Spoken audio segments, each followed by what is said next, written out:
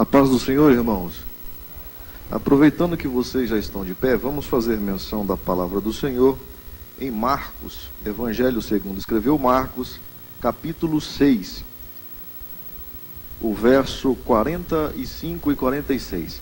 Marcos, capítulo 6, verso 45 e 46. Amém? Fico muito feliz por essa alegria e por essa honra de ministrar nessa noite. Agradeço desde já, pastor Osmar Noronha, por essa oportunidade.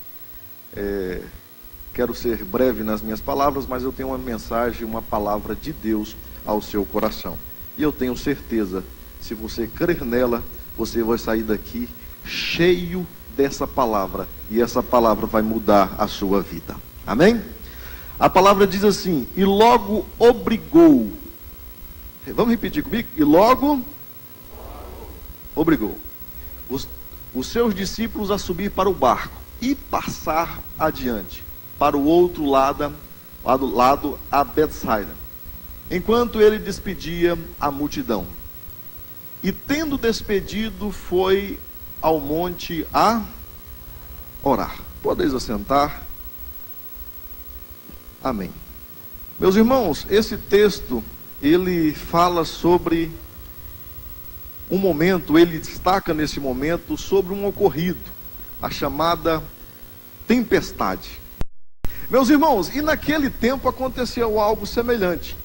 No capítulo 4, no verso 35, a palavra do Senhor diz: e naquele dia, ele destaca sobre uma outra e a primeira tempestade, o qual o texto relata.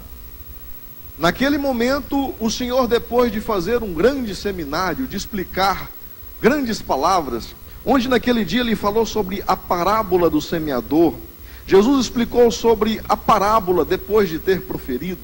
Em seguida ele fala sobre a parábola da semente, e por final ele fala sobre a parábola do grão de mostarda. Naquele dia ele falou, ele destacou, ele esboçou um grande seminário naquela tarde.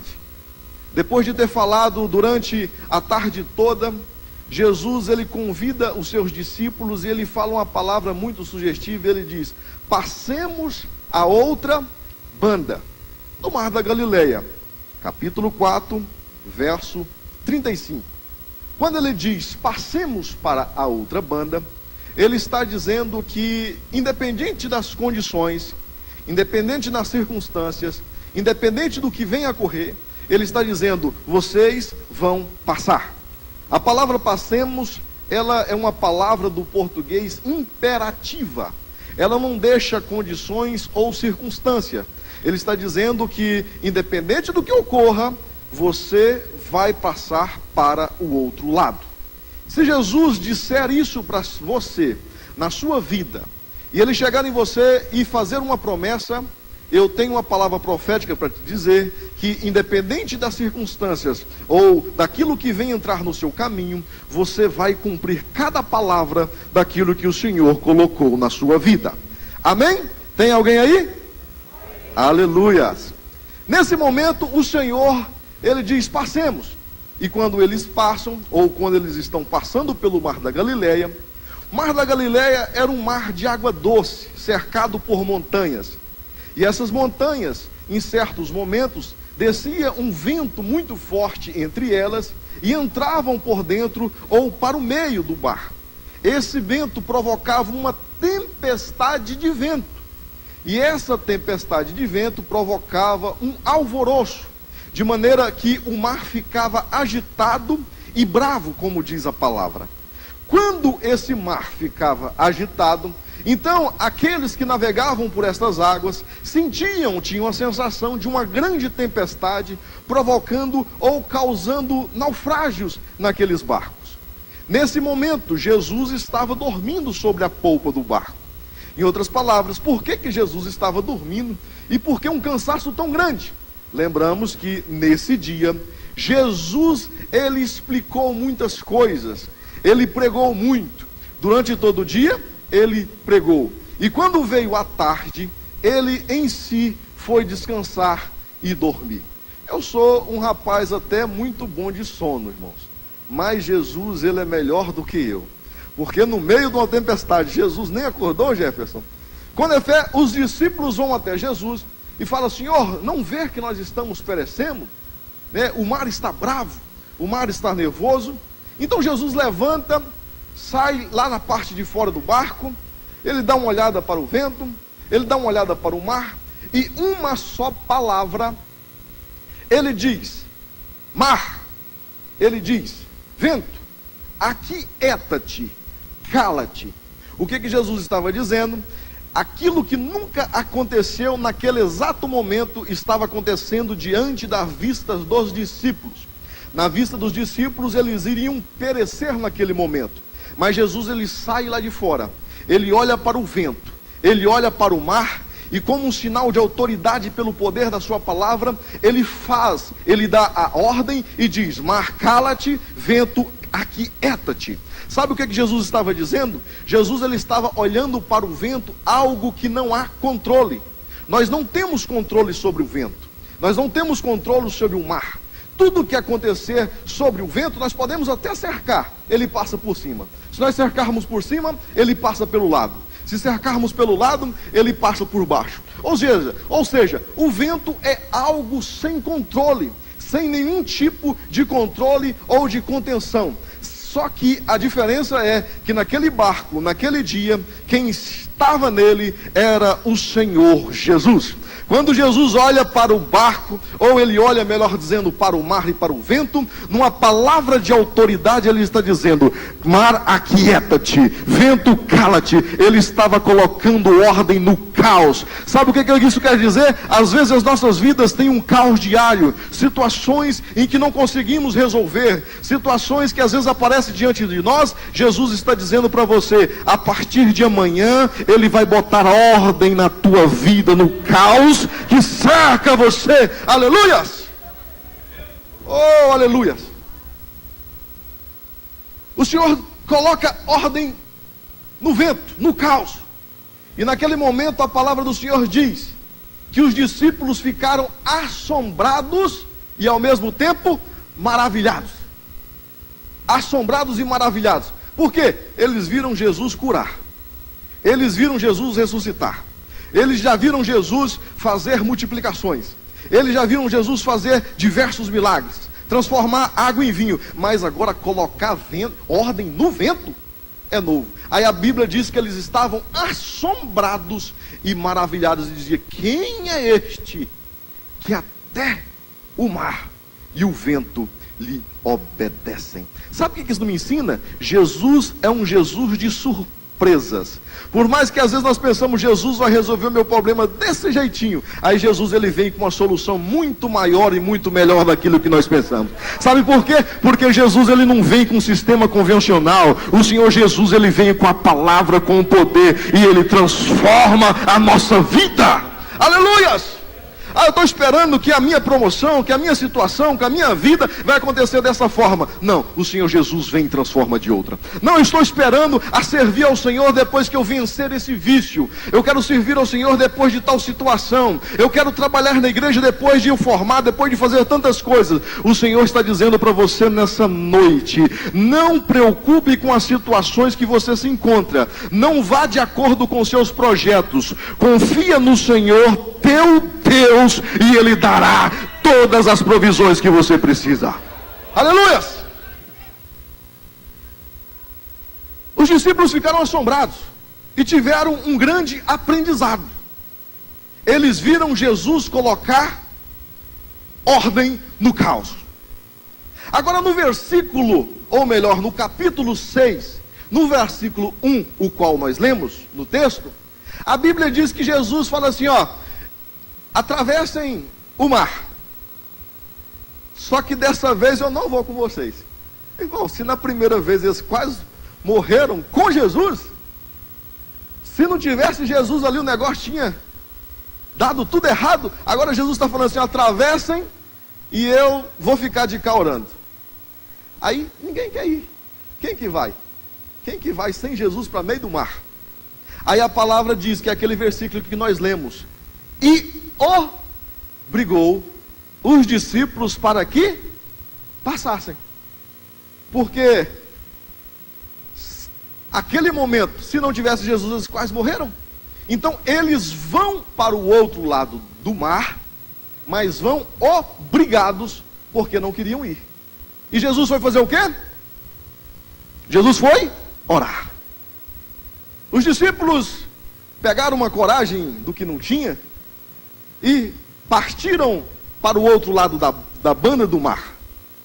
E a Bíblia diz que enquanto Jesus orava, veio uma grande tempestade. Olha só, outra tempestade.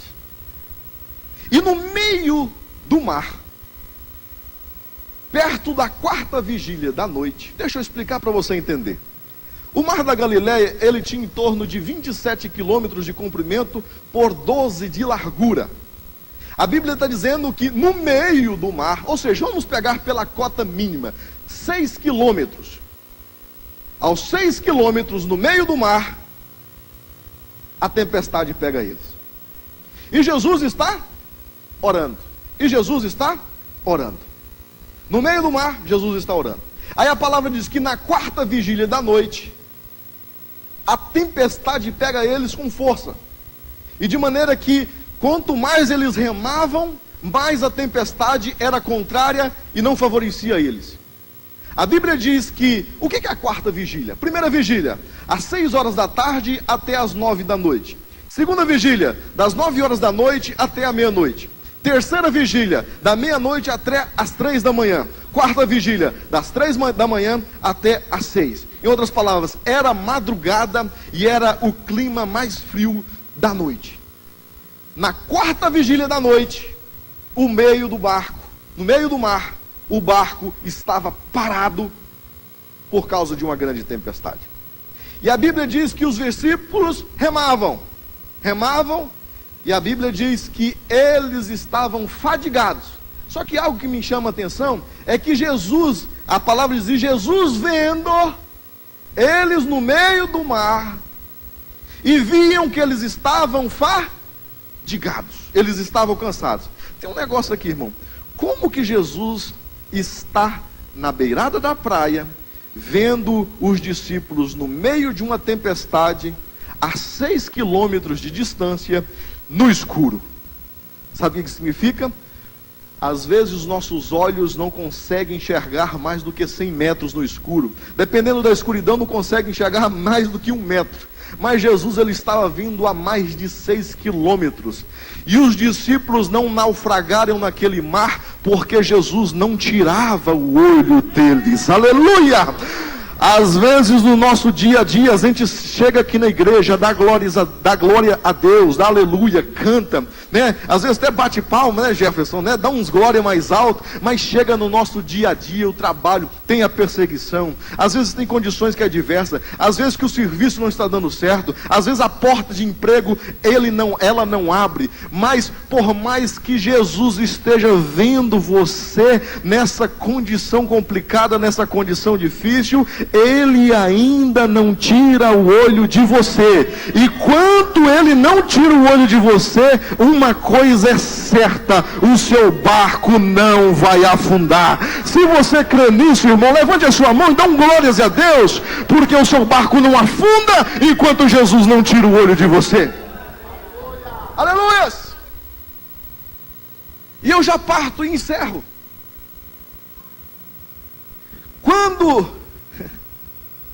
Quando eles estavam remando, aí a Bíblia diz que Jesus, depois de ter orado, acontece um dos grandes milagres. Quebra-se a lei da física, a lei da densidade. Jesus agora ele vai andar um corpo sólido sobre uma água que é mole. E a água vai ter que firmar ele. A física naquele dia, Newton ia entrar em paranoia para explicar isso agora. E Jesus ele começa a andar sobre as águas, porque eles viam que os discípulos precisavam de um socorro. Enquanto eles vão em direção aos discípulos, enquanto Jesus vai em direção aos discípulos, de longe, irmãos, de longe, os discípulos começam a ver aquele rascunhado, aquele esbranquiçado, 12 homens barbados, acima de 30 anos, E a Bíblia diz que eles começaram a dar grandes, não era pequenos, era grandes gritos de medo. E Jesus disse: tem de bom ânimo, sou eu. Aí olha o que Pedro fala: se és tu, ou seja, não era certeza ainda, se és tu, Senhor, faça com que eu vá sobre as águas até o Senhor. Aí Jesus, para animar Pedro, só fala assim, ó: vem. Irmão, mas que isso? Como vem? Se eu não estou vendo que é Jesus ainda, eu não tenho certeza ainda. O lugar mais seguro dentro de uma tempestade é dentro do barco. E Jesus disse: vem.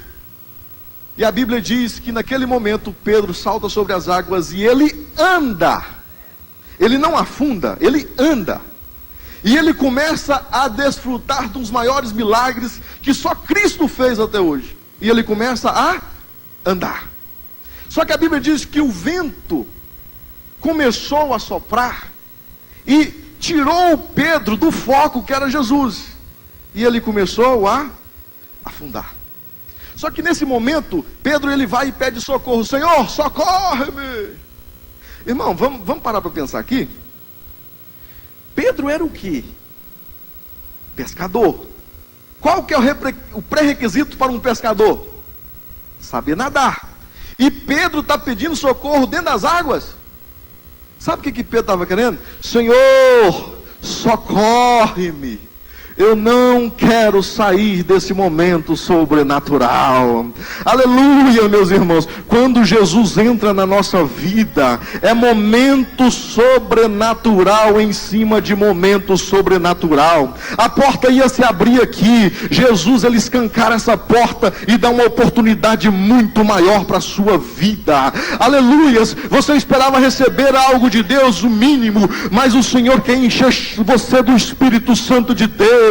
Aleluias. As pessoas que olham para a sua vida e não vê simplesmente um homem comum que trabalha em uma determinada empresa, eles querem olhar para você e ver um homem de Deus andando pela sociedade, uma mulher de Deus cheia do Espírito Santo, aonde fala determina a cura vem na hora, o inimigo vai ter que se bater em retirada. É isso que você encara quando você está no sobrenatural de Deus. Aleluias. Oh, glória a Deus. E agora eu encerro com o último detalhe. Jesus entra no barco.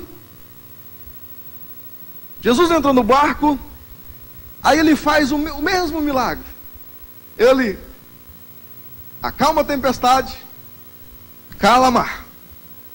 Aí os discípulos falam assim, ó. Aí a Bíblia diz que os discípulos ficaram assombrados.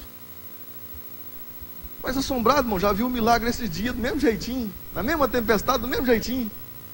Sabe por que eles estavam assombrados? Porque antes deles entrarem num barco, Jesus tinha multiplicado os pães. E o versículo 52 diz: e eles estavam assombrados porque ainda não compreenderam o milagre das multiplicação dos pães. Sabe o que é isso? Eles estavam quase morrendo, de tanto fadigados. Eles não estavam preocupados com a tempestade. Eles estavam preocupados: nossa, como é que ele pegou 5 pães e 2 peixinhos e alimentou mais de 10 mil pessoas? Como é que ele fez isso? Como é que ele pegou? Sabe o que é isso, irmão? Quando nós passamos por uma experiência de Deus, ou uma experiência com Deus, por mais que essa experiência volte aos nossos dias, ou volte ao nosso cotidiano, nós temos confiança no Deus que nós servimos. Por mais que Jesus não esteja dentro do barco, nós sabemos que a qualquer momento Ele vai chegar para nos dar o socorro. Aleluias! A qualquer momento Ele vai chegar, Ele vai trazer um milagre. Enquanto isso, nós só precisamos preocupar e conseguir entender às vezes aquilo que ainda nós entendemos, porque Jesus, Ele nos dará o socorro bem presente na hora da angústia. Aleluias! Você acredita nisso? Levante a sua mão e adore ao Senhor. Aleluias! E eu encerro com as minhas últimas palavras. Quando nós estamos em oração, nós vivemos sobrenatural de Deus sobre as nossas vidas. Quando nós estamos em oração, coisas que não são comuns aos nossos dias, coisas que não são comuns no nosso cotidiano começam a acontecer. Oração é o segredo do milagre. Oração é o segredo de uma porta aberta. Oração é o segredo de uma vida transformada. Oração é o segredo de tudo que um crente faz no seu dia a dia. Amém? Eu agradeço a oportunidade. E se você recebe essa palavra, louve ao Senhor com salva de palmas em nome de Jesus.